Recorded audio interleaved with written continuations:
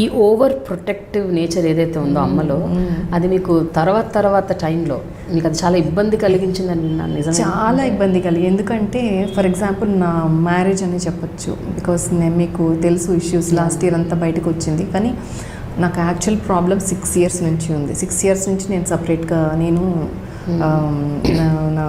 మా బాబు కార్తికేయ ఇద్దరం సపరేట్గా ఉంటున్నాం అనమాట. అతను అంటే సపరేట్గా మేము రాలేదు, అతనే మమ్మల్ని వదిలేసి వెళ్ళిపోవడం జరిగింది. వెళ్ళిపోయి అంటే మేము వినింది ఏంటంటే, అంటే మా బాబు కూడా చూశాడు కళ్ళారా, he's with another woman.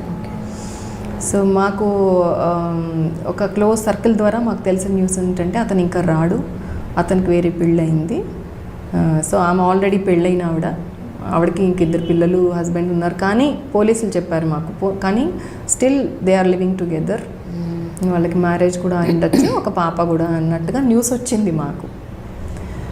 So అంటే అది కూడా నాకు అతను కూర్చొని చెప్తే నాకు ప్రాబ్లం ఉండేది కాదు. కానీ చెప్పకుండా కొట్టడం అనేది ఫస్ట్ నుంచి ఉంది. మ్యారేజ్ అయినా అంటే ఫస్ట్ ప్రేమ ఇద్దరు ఫ్యామిలీస్ అనుకునే చేసుకున్నారు. చిన్నప్పుడు చెప్పాను కదా, నాన్నగారు పోయినప్పుడు అంకుల్ వాజ్ హెల్పింగ్. అంటే వాళ్ళ ఇంట్లో అంకుల్ చాలా మంచి వ్యక్తి.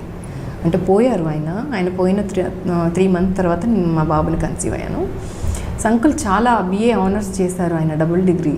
And I was very nice person. ఆ ఫ్యామిలీలో నా సింగింగ్ కానీ చాలా ఇష్టపడేవాళ్ళు, నా సింగింగ్ని బాగా. అవును, వాళ్ళిద్దరు ఇష్టపడ్డారు పాటల్ని, నువ్వు రిపీట్లో పెట్టేసి పని చేసుకోమ్మా, నీ పని నువ్వు చేసుకో, కానీ అది మాత్రం రిపీట్లోనే ఉంచు అనేవాళ్ళు అనమాట. తర్వాత అందరికీ వీఆర్ ప్రౌడ్ ఆఫ్ యూ, అందరికీ చెప్పుకుంటున్నాము మా ఆఫీస్లో వాళ్ళందరికీ. అంటే ఆయన కొలీగ్స్, నాన్నగారు కొలీగ్స్ సేమ్.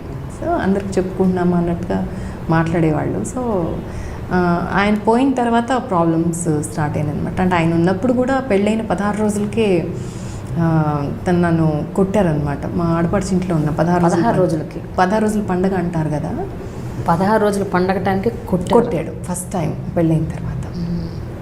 కొడితే నాకు అసలు ఇక్కడ జాబ్ ప్రాబ్లం వచ్చేసింది. 2 రోజులు I couldn't open my mouth to feed my self. తినడానికి చెప్పలేదు అమ్మకి, ఎవరికి నేను చెప్పలేదు. అయితే మా అంకుల్ కరెక్ట్గా రెస్పాండ్ అయ్యారు. అక్కడ పరిగెత్తుకుని వచ్చేసి మీతో మాట్లాడాలి అని కూర్చోబెట్టి, వాళ్ళ నాన్నగారు చిన్నప్పటి నుంచి నాకు తెలుసు, నా ఫ్యామిలీలో నేను నా వైఫ్ని కొట్టలేదు, మీ అమ్మని ఎప్పుడు కొట్టలేదు, నా అబ్బాయితో అమ్మని ఎప్పుడు కొట్టలేదు. సో వాళ్ళ నాన్నగారు అమ్మ గురించి నాకు తెలుసు. తను కూడా బాలా కోటేశ్వరరావు నాన్నగారి పేరు బాలా అంటారు. బాలా కూడా వాళ్ళ వైఫ్ని చాలా బాగా చూసుకున్నారు. ఎప్పుడు కొట్టడాలు ఇవన్నీ ఎవరి ఫ్యామిలీలో కూడా లేవు. తిట్టడాలు, కొట్టడాలు, అబ్యూస్ చేయడం ఫిజికల్గా కానీ మెంటల్గా కానీ. నీకు ఎక్కడి నుంచి వచ్చిందో నాకు తెలీదు, నీకు ఇష్టం ఉంటే అమ్మాయితో సరిగ్గా ఉండు, లేదు అని అంటే దగ్గరుండి డివోర్స్ ఇప్పించేస్తాను అన్నారు ఆ మాట అన్నారు. నేనేమన్నా చెప్పే లోపే అతను ఏం చేశాడంటే సిచ్యుయేషన్ని ఈజ్ చేసేసి కొట్టి పడేయటం అనమాట. నీకెందుకు, మేము ఇష్టపడి చేసుకున్నాం కదా పెళ్ళి, నీకెందుకు అంటే ఫ్యామిలీలో అనుకున్నారు. కానీ అతను కూడా ఇష్టపడ్డాడు. నేను కూడా ఏంటంటే చిన్నప్పటి నుంచి కచేరీలు చేస్తుంటే చిన్న పిల్లలు అప్పటి నుంచి గౌన్లు వేసుకుని వాళ్ళ ఇంట్లో తిరిగాం. ఆంటీ పూజ చేసుకుని ఉంటే కూర్చొని పాటలు పాడేవాళ్ళం నేను చెల్లెలు. సో అంత క్లోజ్ ఫ్యామిలీ, ఆల్మోస్ట్ లైక్ అత్త కొడుకు అనుకోవచ్చు ఇంకా. సో అంత ఇష్టపడి చేసుకున్న అతను కూడా పెళ్ళంటూ అయితే తిరుపతిలోనే చేసుకుంటానని మొక్కుకున్నాడు కూడా. అంటే ఎంత ఇష్టం లేకపోతే అక్కడ మొక్కుకుంటాడు కదా అనేసి, ఇంకా నాకు కూడా same community, same caste, so అందుకని ఏం ప్రాబ్లమ్స్ ఉండవు అని చెప్పేసి నేను కూడా చేసుకుంటానని చెప్పాను అమ్మకి. సో ఇంత ఇష్టపడి ఇంట్లో చేసుకుని అమ్మాయిని అలా చూసుకోవడం న్యాయం కాదు. అంటే నీకెందుకు, అసలు నువ్వెందుకు మాట్లాడుతున్నావు, అది మేము చూసుకుంటాను, నువ్వు వెళ్ళిపో ఇక్కడి నుంచి, నువ్వు అసలు మీరు వెళ్ళిపోండి, ఇంకా చాలు, మీరు ఇక్కడ ఉండక్కర్లేదు, మేము చూసుకుంటాం, మేము చేసుకున్నాం కదా పెళ్ళి, మీరు అంత సీరియస్గా తీసుకోక్కర్లేదు, అది ఎక్కడికి వెళ్ళదు, అది నన్ను వదిలిపెట్టి వెళ్ళదు, మీరు వెళ్ళిపోండి అనేసి నా తరఫున కూడా అతనే మాట్లాడాడు. కౌశల్య, ఇందాక మీరు ఒక మాట అన్నారు, 16 రోజుల పండగ అంటే మీ పెళ్ళయ్యాక 16 రోజుల పండగ రోజే మిమ్మల్ని కొట్టారని. బట్ దానికి ఏమన్నా కారణం చెప్పారు, అసలు ఎందుకు కొట్టారు ఏంటి? అది చెప్తే చాలా సిల్లీగా ఉంటుంది. జీలకర్ర బెల్లం ఉంది కదా, దాంట్లో జీలకర్ర తక్కువైంది, మీ అమ్మ వల్ల, మీ అమ్మ సరిగ్గా పెళ్లి చేయలేదు అనే కారణం మీద ఆర్గ్యుమెంట్ స్టార్ట్ చేసి, నేను మా అమ్మని ఏమనద్దు, అమ్మ కష్టపడి చేసింది పెళ్ళి, కష్టపడి పెంచింది అన్న మాటకి అబ్యూజివ్ వర్డ్స్, బూతులు అనమాట, నేను చెప్పలేను. సో పెళ్ళికి ఒక 3 రోజుల ముందు we have to travel to Tirupati అనమాట పెళ్ళి అక్కడ అని. అక్కడ జరిగితే అమ్మాయితో అక్కడే జరగాలని మొక్కుకున్నాడు. సో బయలుదేరే టైంకి వాళ్ళు మాకంటే ఒక 4 గంటల ముందు బయలుదేరుతున్నారు. బయలుదేరుతూ ఫోన్ చేసి ఇలానే ఇవి లేవు అవి లేవు అనేది పోట్లాట పెట్టుకున్నాడు. పెళ్ళికి ఇవి ఇవ్వట్లేదు మీ అమ్మ అది ఇదని పోట్లాట పెట్టుకుని ముఖం మీదే ఫోన్ పెట్టేసి మళ్ళీ ఫోన్ చేసి సో ఇలా మేము బయలుదేరుతున్నాం మన పెళ్ళికి నువ్వు రావద్దు అని ఫోన్ పెట్టేశాడు. నాకు అర్థం అవ్వలేదు, ఎట్లా ఇప్పుడు అందరినీ పిలిచేసాము, రిలేటివ్స్ అందరికీ చెప్పాము, ఇప్పుడు క్యాన్సిల్ చేయాలా? నాకు నిజంగానే అక్కడ దాకా వెళ్ళింది థాట్. ఇలా చేసుకుని ఏం భరిస్తాము అనే లోపు మళ్ళీ చెల్లెలు అమ్మ పరువు పోతుంది, అందరూ ఏమనుకుంటారు, రిలేటివ్స్ వస్తున్నారు అనేసి ఇంకా చాలా సతమతం అయ్యే టైంలో అమ్మ అంది, ఇంకేదోలే కోపంలో అంటారులే, అలా పెళ్ళికి ముందు ఎవరు అంటారు, ఎక్కడ వినలేదు ఇట్లా అనడము. సరేలే పెద్ద ఆలోచించుకొని అందరం మూడు బాగాలేదు, చాలా సాడ్గా ఉన్నాం అనమాట. అలానే బయలుదేరి ట్రావెల్ చేసి వెళ్ళిన తర్వాత కూడా కబుర్ పెట్టాడు ఒకసారి మాట్లాడాలి అని. భయంగానే వెళ్ళాను. వెళ్తే అమ్మ వెనకాలే మా కజిన్ ఒక అమ్మాయిని తోడు పంపించింది. అమ్మాయిని అంత దూరంలో పెట్టి వెళ్ళాను మాట్లాడడానికి. మళ్ళీ ఇదే మా అమ్మని అత్తయ్య గారు అని పిలవట్లేదంట కదా, ఆంటీ అన్నమాట కదా. అంటే చిన్నప్పటి నుంచి గౌన్లు వేసుకొని 3-4 ఏళ్ళప్పటి నుంచి ఆవిడ పూజల్లో కూర్చుని పాటలు పాడి ఆంటీ ఆంటీ అని వెనకాల తిరిగి సడన్గా పెళ్ళయ్యే టైంకి అత్తయ్య గారు అని పిలిస్తే అది నటించడంలా ఉండదా? నాకు అనిపించింది రాదు కదా అదేంటో పిలవాలి అన్నట్టు సడన్గా మన నోటికి ఆప్యాయంగా పిలిస్తే అదే వచ్చేస్తుంది. పద్ధతులు వాళ్ళకి పద్ధతులు ఇంపార్టెంట్, నాకేమో ఉన్నవాళ్ళం ఉన్నట్టు నటించకుండా ఉండటం, ఆప్యాయంగా ఉండటం అది ఇంపార్టెంట్ అనిపించింది. మళ్ళీ గొడవ, ఇంకా నాకు ఏం అర్థం కాలేదు, ఏమన్నా సారీ చెప్తాడేమో అనుకున్నాను. కానీ మళ్ళీ గొడవ వేసుకునేటప్పటికీ సరే లాస్ట్కి అన్నాడు, సరే అవన్నీ ఏం పట్టించుకోకు సారీ అని చెప్పేసి, అది కూడా ఒక ముభావంగా సారీ అని చెప్పేసి వెళ్ళిపోయాడు. ఇంకా ఏ రకమైన క్లోజ్నెస్ లేదు ఇద్దరి మధ్యలో, బయటకు వెళ్ళలేదు, ఏ రోజు అమ్మ పంపలేదు, మాట్లాడుకోలేదు, అబ్బాయిని నేను అర్థం చేసుకోలేదు, అబ్బాయి నన్ను అర్థం చేసుకోలేదు. అలానే పెళ్ళిలో ఒకళ్ళ మొహాలు ఒకళ్ళు చూసుకోలేదు, అలానే అయిపోతుంది. ఎక్కడో మధ్యలో దండలు మార్చుకునే టైంకి ఎవరి దండ వాళ్ళే వేసుకుంటున్నట్టు ఏదో బ్లండర్ చేసేటప్పుడు పూజ అయిన పండితులు అన్నారనమాట, అలా కాదమ్మా మార్చుకోవడం అంటే ఒకళ్ళ దండ వేరే వాళ్ళకి వేసి అది వేసుకోవాలని ఏదో అంటే అందరూ నవ్వేసి మేము కూడా అప్పుడు కొంచెం స్మైల్ వచ్చింది ఫేస్లో. అలా పద్ధతులు, మీ అమ్మకి పద్ధతులు తెలియవు, మీకు తెలియవు, ఇలానే ప్రతిసారి ఏదో ఒక టార్చరు, ఇలానే అలా అలా అలా ఇంకా సింగపూర్ వెళ్ళిపోతే ప్రాబ్లమ్ సాల్వ్ అవుతుంది, ఇక్కడ ఉంటే ఏవో గొడవలు అవుతాయి అని అబ్బాయి మీద నమ్మకం లేక సింగపూర్ వెళ్ళి ఒక 2 years ఉన్నాడు. అక్కడికి ఒక హాలిడే కోసం అని చెప్పి అక్కడ ఒక 20 days ఉంటానికి అని వెళ్ళాను. బట్ అక్కడ కూడా ఐ సా సంథింగ్ అనమాట, నా కళ్ళతో నాకు చాలా బాధ అనిపించింది. రోడ్డు మీద నుంచోబెట్టి ఏడ్చుకుని అడిగేశాను, అక్కడ విసుక్కున్నాడు. సరే ఉండాలనుకున్న దానికంటే ఒక 2 రోజుల ముందరే నేను ఉండలేకపోతున్నాను అని చెప్పేసి వచ్చేసాను. But I was taking it. ఇంకా ఇంతకంటే వీళ్ళని డీటెయిల్స్ అడిగితే కూడా ఎక్కడ ఏమవుతుందో, ముందర కొడతాడు కదా, అన్నిటికీ కొడతాడని భయం. ఇంకా అందుకని ఎక్కువ ఇష్యూ చేసేదాన్ని కాదు, ఎందుకంటే మళ్ళీ అడగటం దానివల్ల లాభం కనిపించలే నాకు. అడగటం, కొట్టించుకోవడం, మళ్ళీ 2 రోజులకు అతను సారీ చెప్పటం, మళ్ళీ మామూలుగా అయిపోవడం, దానికంటే నోరు మూసుకుంటేనే బెటర్ అన్నట్టుగా వదిలేసాను అనమాట. చాలా చూసి చూడనట్టు వదిలేసాను మ్యారీడ్ లైఫ్. నాకేంటంటే అమ్మ వీడియో అయిన తర్వాత నా పెళ్లి చేసింది. తర్వాత నెక్స్ట్ డే చెల్లెలు ఉంది 1 year, తనకి సంబంధాలు చూడాలి. నేను కనుక ఏమన్నా డెసిజన్ తీసుకుంటే అప్పట్లో సొసైటీ ఇప్పుడు బెటర్గా ఉంది. అప్పటి సొసైటీలో ఒక డివోర్సీ అక్క అంటే ఎవరన్నా పెళ్లి చేసుకుంటారా? మోరోవర్ మేము బ్రాహ్మిన్స్, అంత కన్జర్వేటివ్ ఫ్యామిలీలో ఎవరు చేసుకుంటారు? చేసుకోకపోతే మళ్ళీ నేనే బాధపడాల్సి వస్తుందని చెప్పేసి ఎవరికి చెప్పకుండా అలానే కంటిన్యూ చేశాను. ఒక్కసారి నెక్స్ట్ మళ్ళీ ఇక్కడ ఏదో నాకు పగిలిందనమాట కొడితే, అది నేను చెప్పకుండానే మా చెల్లెలు చూసి గమనించింది. అప్పుడు ఇంకా చెప్పేశాను, this is not first time, అప్పుడు ఇలా కొట్టాడు అంటే రికార్డింగ్లో చెల్లెలు బోర్మని చేసింది. అందరం కోరస్ పాడడానికి వెళ్ళేవాళ్ళం కొత్తలో. నేను కూడా ఒక few months పాడాను కోరస్, కానీ ఎక్కువ సోలో హమ్మింగ్స్కి నన్నే స్టాండప్ కౌశల్య అని అంటూ ఉండే ఒక ప్రయారిటీ ఉండేది.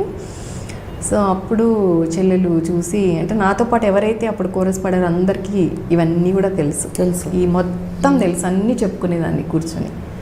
అప్పట్లోనే వద్దు కౌశల్య అని కూడా సజెషన్స్ కూడా ఇచ్చారు వాళ్ళిద్దరు. అసలు వద్దు అంటే పెళ్ళి కొంచెం few months ఉందనగా కూడా ఫోన్లో మాట్లాడుకోప్పుడు ల్యాండ్ లైన్లు ఉండేవి, అప్పట్లో కూడా ఇట్లానే ఏదో సతాయిస్తూ ఉన్నట్టుగా ఉంటే ఇది ఏమో డౌట్ వస్తుంది, మాకు ఇది కరెక్ట్గా ఉండదు కౌసల్య, వద్దు అన్నట్టుగా అన్నారనమాట. నేనేమో ఇష్టపడి చేసుకుంటున్నాడు కదా, ఏం డిఫరెన్సెస్ రావులే అని ఒక హోప్తో అసలు అన్నాడు. ఏంటంటే పెళ్ళికి ముందే ఏదో డిఫరెన్సెస్ వచ్చి అమ్మతో ఏదో కట్నం కావాలి అని అడిగి ఈ డిఫరెన్సెస్ వస్తూ ఉండేది. నేను అనుకున్నాను అమ్మని అర్థం చేసుకుంటారు, అమ్మ ఎలా వచ్చింది, సిచ్యుయేషన్స్ ఎలా ఉన్నా, నాన్నగారు పోయారు, ఒక వీడియో పెంచుతుంది, అర్థం చేసుకుంటారు అనుకుంటే రివర్స్ అయ్యి పెళ్ళిలో కొంచెం ఇలా టార్చర్ ఎక్కువైంది. పెళ్ళికి ముందే అప్పుడు కూడా మీకు స్ట్రైక్ కాలేదు, ఇదేదో తేడా కొడుతుంది అని ఏంటంటే ఎక్కువ భరించే తత్వం నాది చివరి వరకు. అదే నాకు బ్యాడ్ అయిపోయిందనమాట. ఇప్పుడు తెలుసుకున్నాను, ఏదైనా అంతవరకు భరించకూడదు, తెగే వరకు మనం భరించకూడదు. భరించడం లాగకూడదు అంటారు కానీ భరించడం కూడా వర్తిస్తుంది, తెగే వరకు భరించకూడదు అని తెలిసిందనమాట. కానీ ఇంత అబ్యూజివ్ రిలేషన్షిప్లో ఉన్నప్పుడు ఓకే కనీసం షేర్ అన్నా చేసుకోవాలి కదా అమ్మతో. ఓకే చెల్లితో అమ్మతో డివోర్స్ వద్దు సరే అది ఓకే, అది మీ డెసిషన్, బికాస్ చెల్లెలు ఎఫెక్ట్ అవుతుంది అని ఆ రోజుల్లో అలాంటివి ఉండేవి కాబట్టి ఫైన్, దట్స్ ఫైన్. బట్ ఒక అబ్యూజివ్ రిలేషన్షిప్లో ఉన్నప్పుడు at least you should talk to మీ సొంత మనుషులు, మీ అమ్మ చెల్లి, వాళ్ళకి చెప్పాలి కదా ఏం జరుగుతుంది. చెప్పాను ప్రతిసారి. ఫస్ట్ ఫోన్ ఎక్కడికి వెళ్తుంది అంటే నాకు ఫస్ట్ ఫ్రెండ్ తనే, నా చెల్లెలు. ఎవ్వరు తను నాకు ఎంత బూస్టప్ చేస్తుందంటే ఏదైనా ఇలా డిఫరెన్సెస్ వచ్చినప్పుడు ఇలా అంటే, లేదు బుజ్జి నువ్వు మాట్లాడకు, కామ్గా ఉండు, వాళ్ళే మారుతారు, లేదు కష్టంగా ఉంటే వచ్చేసేయి, అసలు నా పెళ్ళి అవన్నీ ఆలోచించొద్దు, నీకు వచ్చేసేయి, మేనేజ్ చేయగలను అనుకుంటే చెయ్యి కానీ శక్తికి మించొద్దు అని చెప్పేది అమ్మ కూడా. అమ్మ అసలు ఫస్ట్ నుంచే వద్దు అలాంటివి ఎందుకు భరించాలి, నువ్వు వచ్చేసేయి అనేది. చివరికి ఒకసారి ఇంకా ఎలా కొట్టాడు అంటే జుట్టు పట్టుకొని గోడకేసి కొడితే నాకు ఏం తెలియలేదు, ఏం జరుగుతుందో కూడా తెలియలేదు. నాకు మెలకు వచ్చే సమయానికి అంటే తెలివి వచ్చే సమయానికి నేను I was on auto stand దగ్గర అక్కడ మధురానగర్లో నడుచుకుంటూ వచ్చేసాను. ఏడుస్తున్నాను కానీ ఏం జరుగుతుందో తెలియలేదు అసలు. చేతిలో ఏం లేదు, బ్యాగ్ లేదు, ఏం లేదు, కొట్టేశారని చెప్పేసి ఇంట్లో అత్త మామ కూడా ఉన్నారు. బట్ మా అంకుల్కి బాగాలేదు, అంటే ఎక్కువ ప్రతిఘటించే పొజిషన్లో లేరు, ఆయన బెడ్లో ఉన్నారు. సో అంత వచ్చేసిన తర్వాత ఇంకా అప్పుడు తెలివి వచ్చింది నాకు. అప్పటికే నేను ఫేమస్, అంటే ఫేమస్ ఇన్ ద సెన్స్ గుర్తుపడతారు. అవును వాళ్ళ దృష్టి పడి ఇవన్నీ పాడున్నాను, ఈడియట్ అవన్నీ రిలీజ్ అయిన టైంలో అనమాట. ఇంకా అందరూ గుర్తుపడుతుంటే అప్పుడు తెలివి వచ్చి అప్పటికప్పుడు చూసుకుని ఆటో ఎక్కేసి అమ్మ ఇల్లు దగ్గరలోనే ఉంటుంది, దగ్గరికి వెళ్ళిపోయి అమ్మ కిందకి డబ్బులు పంపించేసింది. సో పైకి వెళ్ళి ఇలా చెప్పుకొని ఇంక నేను పంపను, మా అమ్మాయిని ఇట్లా కొట్టుకోవడానికి కాదు నేను కనింది, కష్టపడి కొట్టడానికి కాదు నేను పెళ్లి చేసింది అని చెప్పి నేను పంపను మా అమ్మాయిని అని డిసైడ్ అయిపోయింది అమ్మ. ఈలోపు చెల్లెలకు పెళ్లి కుదిరింది. ఏం చేయాలి, ఏం చెప్పాలి వాళ్ళకి అని ఒక డౌట్. సో పోస్ట్పోన్ చేశారు. పోస్ట్పోన్ చేయాలి, చెల్లెలు పెళ్ళి అయింది. చెల్లెలు పెళ్ళిని కాదు, మీ డెసిషన్ని పోస్ట్పోన్ చేశాను, ఇగ్నోర్ చేశాను అనమాట ఫర్ సమ్ టైం.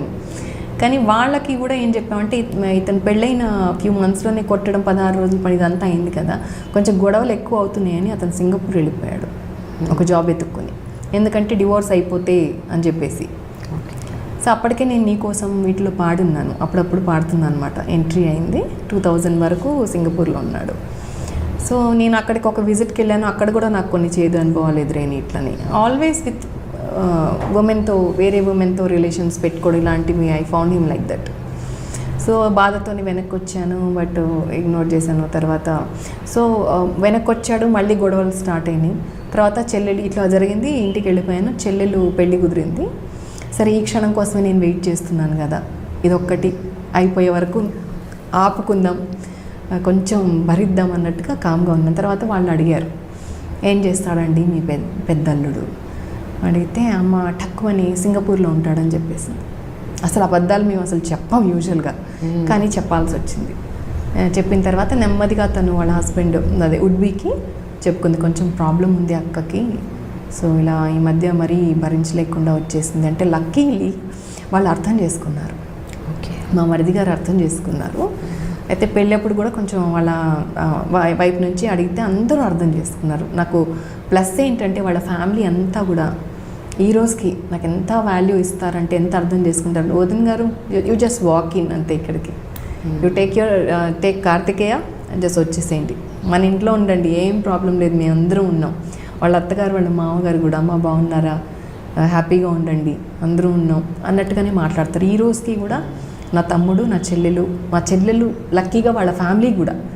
అంటే at the same time I found bad people, at the same time ఇంత బాగుండేవాళ్ళని సేమ్ కమ్యూనిటీలో చూశాను.